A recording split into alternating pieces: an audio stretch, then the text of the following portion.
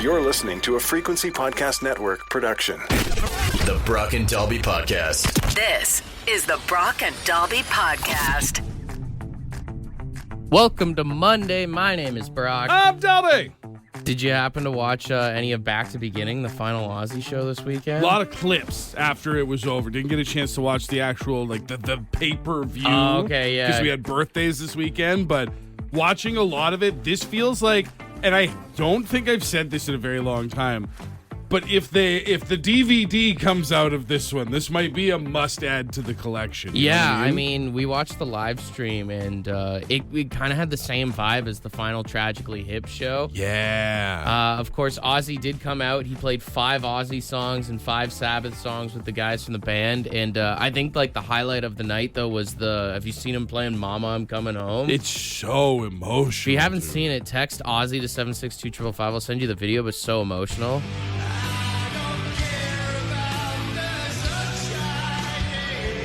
Almost looks like he's gonna cry, on stage.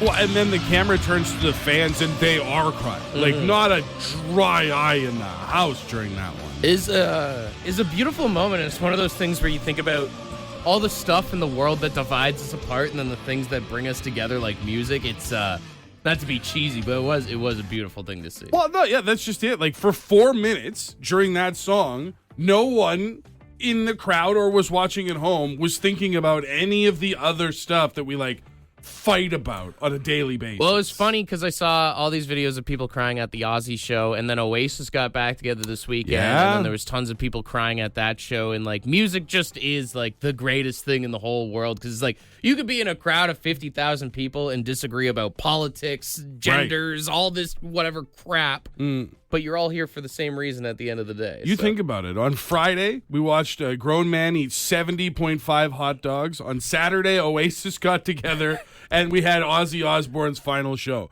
The world was at peace for one weekend. It's crazy the things that could end a war. For 48 hours, everybody was cool, and now we're back into a Monday. This is the Brock and Dalby Podcast.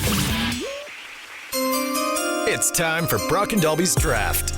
All right, this is going to be an interesting draft this morning, because if you didn't watch Back to the Beginning, the final Ozzy show, there was a bunch of supergroups out on stage there, but the best one, we agreed, hands down, was the mix of Chad Smith, Steven Tyler. You had Nuno Betancourt from Extreme, Tom Morello, Rudy Zarzo all on stage. It's the sort of thing that can only happen when you have all of the biggest alive musicians in the world at one festival. So we are drafting our supergroup, all right? So here's how it's going to work. First pick is guitar. Yeah. Second pick is your vocalist. Right. Third is your bass player. Fourth is on drums, all right? And you only get one per. So 4 picks each. Brock won. Rock, paper, scissors to take first pick. That's a lot of pressure in each round. Oh, there's so many amazing guitarists, but I think I have to go with the late, great Eddie Van Halen in at number 1. Eddie Van Halen's a great pick. That's a fantastic I think I have to go Eddie Van Halen in at number 1. I think he can fit in any sort of genre of music, and he's proven that throughout his illustrious career. Right. And I think he could fit with anyone, honestly. And that side of the thing is, with your first pick, with it being the guitar, you're setting the tone for what your whole supergroup is going to sound like. You're building it around. So you want somebody versatile, or you want somebody who's just going to absolutely command the stage, which is why for my first pick, I'm taking Jimi Hendrix. Jimi Hendrix. I want Jimi Hendrix up there, and I want him doing Jimi Hendrix things. I want him to be in a constant battle with everyone else in the band for the eyes of the audience, because he is just captivating in everything that he does. Now, he can't sing. You got to remember that. Just on guitar. I don't want him singing. I don't want him singing. I want him focused solely on his guitar. I was thinking, whose voice could match really well with some Eddie Van Halen guitar? I think I'm going to go Chris Cornell in on vocals. Chris Cornell's a fantastic pick. It was on my list. Out of my 2 that I had, he was my number 2. He's got that gravel there, and I think especially with Audio Slave, he escaped a little bit of more of that grunge sound with having Tom Morello on the guitar, which I think Tom Morello models himself after Eddie Van Halen. Yeah. So I think those two fit very nicely right there. It's another very versatile pick. So I'll go with the other person that I had listed, and I mean, if you're going to take vocals, you got to take Freddie Mercury. Freddie Mercury singing with Jimi Hendrix on the guitar. you've already sold out the stadium. You've already sold out every seat in the house. A lot of divas on stage, though. That's already. Listen, nobody said I had to make this work in a real world situation. They last one show. Even if it's just one show, what a show. So I got Van Halen on guitar, Chris Cornell on vocals, and on bass, I'm just going to go with my favorite bass player of all time. I'm going to go with Les Claypool of Primus. Great pick. Which, if you're like, oh, Primus is a silly, goofy band, he is the greatest bass player of all. He should have been in Metallica, honestly, before Robert Trujillo. And even the guys from Rush gave him a blessing to perform their songs live because he's the only one who can do it justice. He nails it, absolutely. I'm going to take Flea from the Red Hot Chili Peppers because now I'm starting to make this. This is you don't know where to look. You've got Hendrix, you've got Freddie Mercury. Flea can play. He's very talented at the bass. And then also the energy that he would bring to the stage would be just a fascinating imagery. I'm putting together a circus. Yeah. You got big teeth. You got a guy setting his guitar on fire, and you got a dude that's naked on stage. Absolutely. Yeah. We are breaking all the bylaws. Coming in at drums for my fourth pick. This was a tough one, too. And there was a part of me as a Blink-182 fan that was like, I should take Travis Barker. But I'm like, of all time drummers, you got to go Neil Peart to Les Claypool's bass, I think. Absolutely. No, 100%. That was, I think, the number one pick in every band that was texted in. It was my number one pick, your number one. Like, that's just, you're talking about somebody who's going to be the general on stage and can do anything that's asked of him, and it's Neil Peart. Yeah. That's Neil Peart 100%. So what are you taking at drums? I guess I will settle for John Bonham on drums. I guess if I have to settle. That's where I was going. I was like, it's either Neil or John. It's one or two. And I did for a second as a Tool fan think about Danny Carey and especially the crazy stuff that he could do in collaboration with Hendrix and with Flea. But at the same time, you pick the best athlete on the board, right? You take John Bonham. So going with my supergroup here, I'm going Eddie Van Halen on guitar, Chris Cornell on the vocals, Les Claypool on the bass, and on the drums, I've got the great Canadian Neil Peart. I'm going to start it right off the bat. Freddie Mercury, front of the stage. That's my vocalist. Backed up by Jimi Hendrix on guitar, Flea on bass, and in the back running is John Bonham. Yeah. What a band. That band breaks up faster than Oasis. You know what, though? The first show is the best show you've ever seen in your life. The Brock and Dalby Podcast. I'm man enough to admit when I've lost. Victory! I think your Freddie Mercury and Jimi Hendrix picks kind of stole the draft here this morning. I mean, monster names. I did see somebody text in to say that wouldn't it be cool if your band could open for my band? Just imagine all of these dudes in the same stage together would be bonkers. Someone brought up a really cool idea on the text line and said the remaining members of the Beatles, which is Paul McCartney and Ringo, and the remaining alive members of the Rolling Stones, which you could say Mick Jagger and Keith Richards, should create a supergroup in themselves right now. Or, and hear me out on this, take that idea, evolve it, advance it, get rid of the Beatles, and then it's fine. We don't... I wonder what it's like when they form these super groups, because I mean, it's like when Rage Against the Machine broke up and they just brought in Chris Cornell, or you look at all these bands that end up forming together, like Velvet Revolver and stuff like that.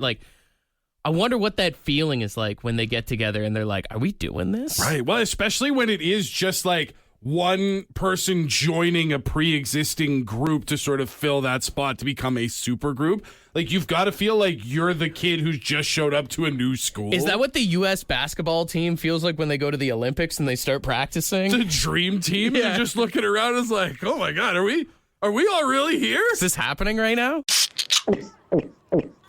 The Brock and Dalby Podcast. Birthday weekend for the kids. Today is my oldest, Alex's birthday. Happy birthday. Then on Friday, it's Marcus's birthday. And the nice thing is they're starting to get old enough where we can really entrust them to do a lot of the stuff around the house that Mallory and I just do not want to do. That's, I feel like that's a big part of having kids is they're just miniature slaves. I'll tell you right now, and you can identify with this, I haven't had to pick dog poop up in the backyard in 2 months. Beautiful stuff. That's what the kids are for now. Beautiful stuff. The problem is, though, is like we've got them figuring out how to use the dishwasher. They're doing the poop pickup. We've even got them figuring out how to do laundry, which has been very helpful.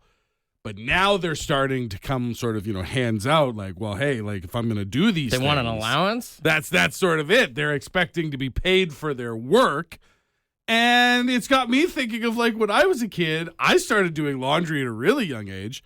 And I don't remember seeing a dime from that industry. I never got an allowance growing up. The way that it worked in my house was like every weekend, my mom would give us the Windex and she'd give us the paper towels and she'd be like, you clean the basement, you clean the upstairs. Oh, okay, yeah. We didn't get an allowance, but also it was almost, it was a bribery because there's a bit where we lived outside of town. So it would take 20 minutes to drive into town. Like if I wanted to go to the skate park or something. Sure. My mom would be like, well, if you go clean this, or if you go do this, then I'll drive you into town. You were essentially paying gas money to be able to get that ride into town. Which, looking back on it, I was just doing the chores that my mom didn't want to do, and she was like, if you get this done for me. Well, and that's just it, right? Like, you don't assign your kids the chores that you don't mind doing. Like, I don't mind doing the dishes every now and again, or like emptying the dishwasher. That's the easy part. Stacking everything up, making sure everything's rinsed, picking up dog poop, folding laundry. That's where it's like, okay, that's going to be on you guys. And I don't want that gravy train to stop. So now I'm partially inclined to want to pay them for their services. Everything that you procrastinate on, I think you can make the deal with them. Like, it's the summer. Like, hey, do you guys want to do, like, even it would be like, oh, can I go to Canada's Wonderland on Friday with Gerald? Should be like, if you do this, this, and this throughout the week, you get to go to Canada's Wonderland. So it's not a financial transaction so much as like, it's bartering. Yeah. You're trying to barter for goods, services, and permissions. Mm-hmm. Yeah, it was kind of like of mice and men. Like, they let them live there as long as they're farm hands. Like, that's kind of how it was for us growing up. I love the idea of referring to your household as of mice and men. Sets the bar really low for expectations. No rabbits, though. No rabbits.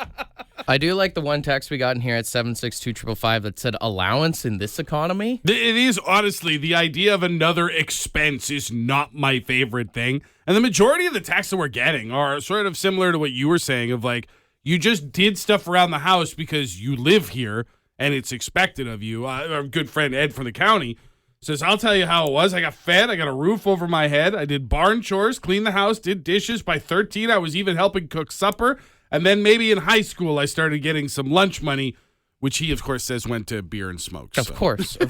I do like someone else texted in and said, what you should do is give your kids an allowance. You pay them, but then you make them pay bills. Like Wi-Fi is $2 a week. Make them pay $5 for rent or something. I do like that because it's not an absurd amount of money. Like as long as you're paying them a living wage, so to speak, you know what I mean? You're paying them enough to be able to pay you back for the things. But it does teach kids about budgeting, which I don't know about you, man, but I feel like all the stuff I learned in school, not one of it was how to make sure your bills are paid on time. No. So I like the idea of sort of putting in that, like, you're going to work and you're going to earn money that you can do whatever you want with, but you also have life obligations. You might as well get used to them now. There is a lot of people texting in and said, I didn't get an allowance. My parents just made me get a job. Yeah. Sean said he had a paper route. I used to deliver the Sears catalog when I was a kid. Oh, really? Yeah, and we got like 10 cents a catalog, which there'd be times where my mom would just give us a bunch of change, and sometimes it didn't seem like it added up.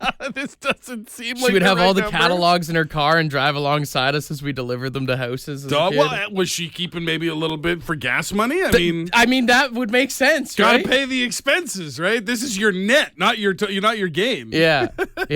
I'm trying to think of what my first job when I was a kid was my parents bought that ill-fated convenience store we had back in Hay Can you River. work there? So they had me work the till, which I definitely took stuff from that store. So it was a bad idea for them to put me in charge there. Honestly, over the summer and in the winter, too, there's great opportunities for your kids to make money cutting grass, shoveling driveways, that kind of stuff. That's easy money for kids right there. Or, if your kids really need some cash, tell them to go door to door with some sap story and collect people's empties. You know what? That's Mark is playing soccer friggin' 5 days a week. He could easily put on a dirty jersey, carry his ball around, and say he's raising money for some tournament out of town or something like that? No, you don't even need to lie like that. You just go around and just have them say, like, my dad won't give me any money. The problem is my son is very proud of his last name, and then everybody in our neighborhood's going to think me, the guy from the radio, won't feed his kids. And then when child services shows up to your house, you go, no, I'm teaching them initiative. I'm teaching them to scam our neighbors. Take him away then. Tell him how to make real money. Have him fend for himself if he thinks this is so hard. The Brock and Dobby Podcast. Over the weekend, apparently an unidentified object from beyond the stars was crossing into our solar system at the speed of over 200,000 kilometers an hour. Damn. Do they have any idea? Like, it's just something in space. Some scientists are claiming that it is a comet, but other scientists are saying that it could be a visitor on interstellar travel. I mean, the thing is, though, is like anything could be, right? It could be anything. They literally don't have an answer for us. They just say that it's not from our solar system and it's flying at these crazy speeds. Like, I love there's probably the one group of scientists that like, well, in all likelihood, according to our calculations, it's very likely a comet that's come from this era of space, blah, blah, blah. And someone else is like, could be aliens. Mm-hmm.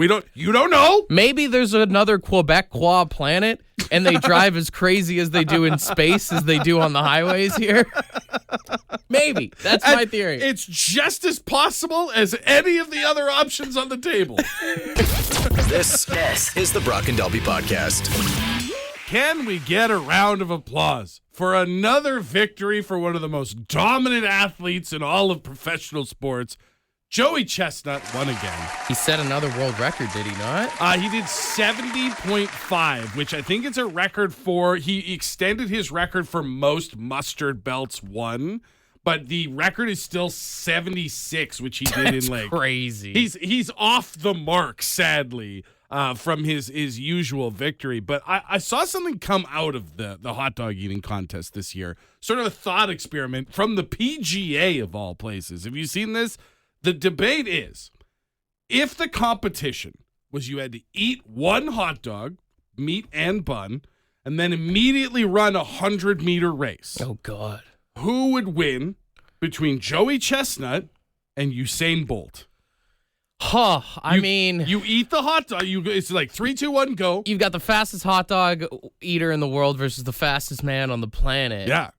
And it's causing a lot of debate as to which one would win. They're doing both of their specialties simultaneously. Like you eat and then you run. Bang, bang. It's 1, 2.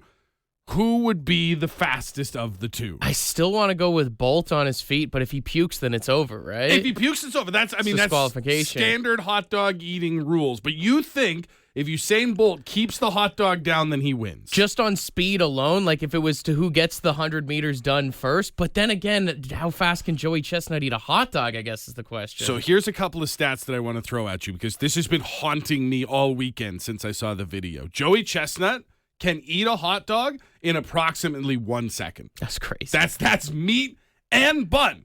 1 second. Then I looked up what the average man, 41 years old, that's Chestnut, I know that people laugh when we say he's an athlete, but he is somewhat athletic. He trains for this stuff, yeah. Exactly.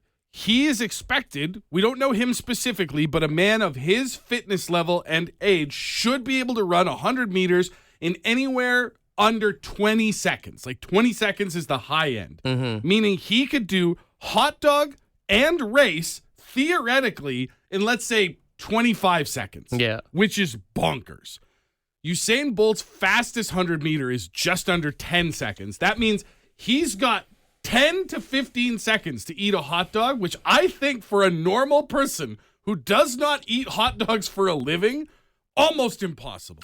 Yeah, and then just the whole like trying to keep it down thing is the big. That's the biggest part. Take away the eating or the running. It's trying not to blow chunks as you're going. You have to stuff this food in your mouth as fast as you possibly can and then run. That's going to there's no way Bolt runs a world record time shortly after stuffing a hot dog in his mouth. You know what? Screw all these Jake Paul celebrity boxing matches. Yeah. This is the Netflix pay-per-view event that I want to see. This is the matchup we need. I know Bolt is retired or whatever, but I'm sure he's still in good shape.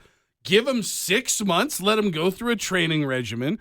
We need Joey Chestnut versus Usain Bolt to see once and for all who is the most dominant athlete on the planet. The wiener race. That's what we call it.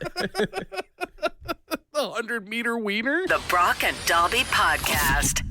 You know those BuzzFeed quizzes that are so much fun? Yeah, that's not what this is. It's the quiz with Brock and Dalby.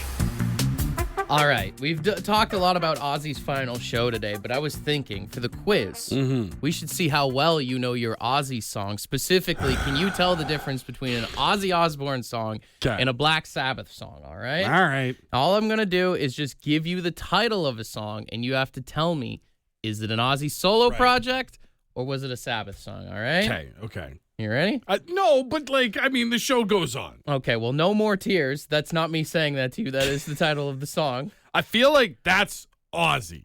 That is an Ozzy song. Good start. Hot start. One Stop for the one. count. Let's shut her down. Mama, I'm Coming Home.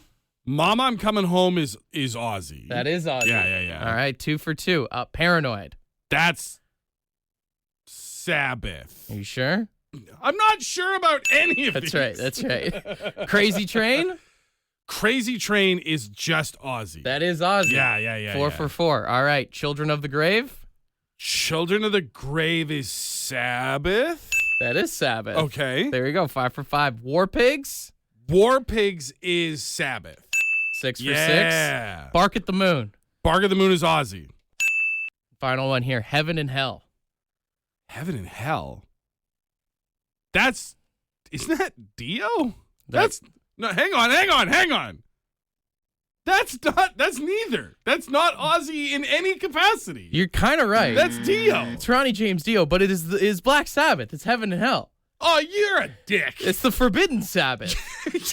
You're going to rob. I went 100%, and you're going to rob me with a non-Ozzy era. Oh, I'm sorry you don't know your Black Sabbath.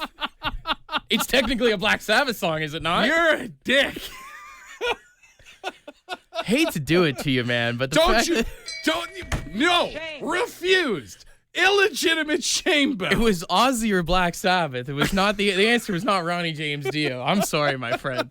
You cannot shame bell me when you didn't even, it's supposed to be 6. You did 9 of them.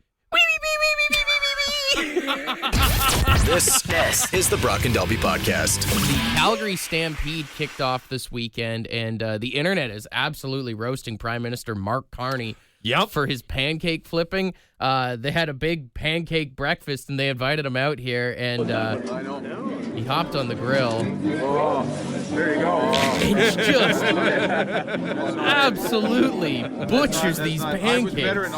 I've always heard the old saying, right? Oh, the first pancake's always a bad one, but that's a bad pancake, sir. I just love he's like, I got a little cocky there. I'll take responsibility for that. And it's like, well, hey, finally someone in politics who can take credit for their own mistakes. Put your politics aside here. I am judging this man on his pancake skills. Honestly, if I go to your house and you're making pancakes, I'm judging you on that first flip. Of course you are. Now, and if I'm not mistaken, I do believe Mark Carney is a dad. I believe he has kids. Was this your first pancakes? You never wake up on a Saturday and make your kids breakfast? You gotta remember, he's a politician. He's rich. You think this guy's cooking for himself? He's out of touch with the common man. When's the last time our local politicians flipped their own pancakes? He doesn't even know who Aunt Jemima is. Country's in shambles. I'm kidding. The Brock and Dalby Podcast. There's a band called The Velvet Sundown, which has really started to break online. They have this song that came out last week. Raise your hand, don't look away. Kind of a neat little folky type band. Now the thing is they've only been on Spotify for the past month, and they already have 500,000 subscribers to their page. They've released 2 albums in the month of June alone, and they released a 3rd album at the start of this month. And a lot of people are speculating that this may be an AI-generated band. We saw there are these websites like Suno. I had AI make that song chirping the Leafs in the playoffs. Oh, yeah. It's so easy to do. And the thing is you can either just give it a description of make me a song like this, or you can punch in lyrics and have it build a song around those. So it's even possible that there is a songwriter somewhere with 3 albums worth of lyrics that just asked AI to turn it into a band, and now they're kind of a viral hit. The band hasn't played any shows is the big thing. They haven't done any press or anything like that, but yet they are blowing up like crazy. So it does kind of fit the profile that it is AI, but at the same time, could you imagine being an artist who spent so much time to make all this music to put it out to the public and being so happy that you're getting the streams and you're like, nobody thinks we're real? Handcrafting 3 separate albums and releasing them all at once, having them land, building a fan base, only to find out people are like, there's no way that's a real person. It's AI slop. Oh. Is that a compliment or is that like the biggest diss of all time? I guess it depends on how people are saying it. If the people are like, wow, it's amazing what AI can do, then that's probably complimentary. And if people are like, more AI garbage. Is that what it's going to be like in the future where people are going to be like, wow, you did that yourself? Yeah. The Brock and Dalby Podcast. The Brock and Dalby Podcast. Down the basement, lock the cellar door, and baby, talk dirty to me.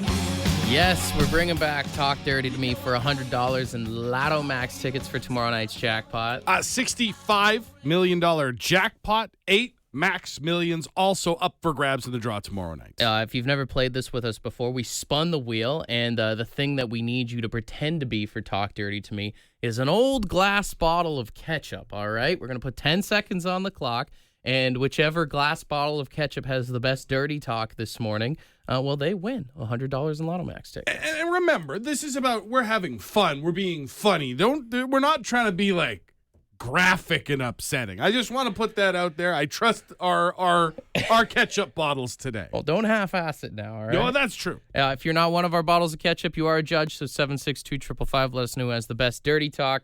We start on line 1. Hey, good morning. Who's this? Hey, it's Justin. Justin, are you ready to play? Talk dirty to me. Oh, yeah. All right, buddy. I will count you in from 3 to 1. You be the glass bottle of ketchup and give us the best dirty talk you can. Are you ready? I'm ready. 3, 2, 1. Take it away. Oh my God, spank my bottom. Watch me come out my nice red juicy syrup. You had time left on You the had board. a little bit of time left on that. Started off Okay. good. Started off good, but got a little stage fright there, all right? Stay on hold. We go to line 2. Remember, you got to fill the whole time, all right? That's, I mean, you're given a time where we expect you to make use of it. Caller number 2, what's your name? It's Mike. Mike, are you ready to play? Talk dirty to me. Yes, sir. All right, timer starts in 3, 2, 1. Take it away. Oh yeah, slap my butt. Slap my butt. Harder, slap my bottom. Oh, coming out. Coming. Oh, there it is. The glass ketchup should not make that sound. Just to be very, very clear. The glass ketchup bottle should not make that sound. Moves a lot slower, yeah. Do not eat the ketchup if it makes that noise. All right, my man, stay on hold. Okay, we go to line 3 here. Ketchup bottle number 3, what is your name? James. James, what do you think of your other bottles of ketchup this morning? I got a lot to look up to. All right. Well, it's Got a time to lot to look play. out. Talk dirty to me. Remember, 10 seconds on the timer. It starts in 3, 2, 1. Take it away. You think that's going to do it? Come on. I've been here all day turned upside down. Come on. Oh, you want those fries? You want those fries? Come on. What were you hitting in the background? Can I just ask? Were you tapping in the background? A steering wheel. I'm not driving.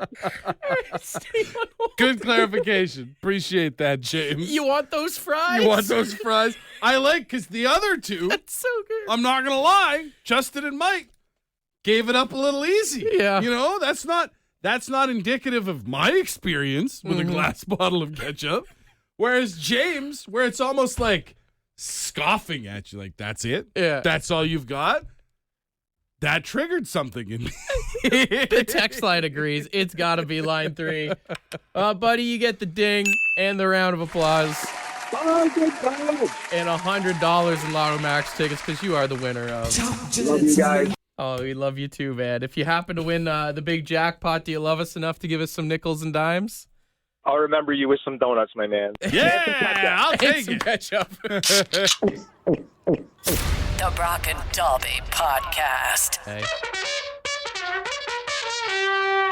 Ed's word of the day. let's see what he's got. Good morning.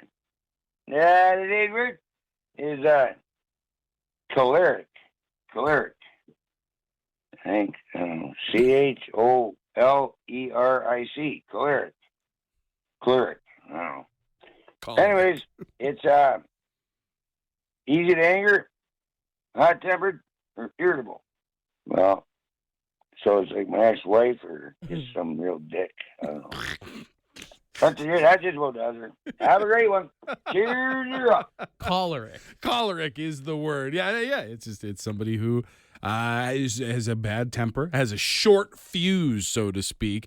It's one of those weird things that some people are very proud of. You know what I mean? People will be like, you got to watch out for me. I got a short fuse. Well, now you can tell people you're choleric. Yeah. Which makes you sound like a baby. You know what's another thing I don't like when people say is I'm a nice guy once you get to know me, and it's I'd rather meet a nice guy from the beginning. Yeah, I feel like if I got to put work into getting to know you to find a nice person, that doesn't sound like a great way to spend my time. So I'm just gonna go. If you got a grumpy old guy that works with you, just call him choleric, or even just be like, "Hey, your collar's up." I feel like you would start a fight from telling somebody you're being real choleric today.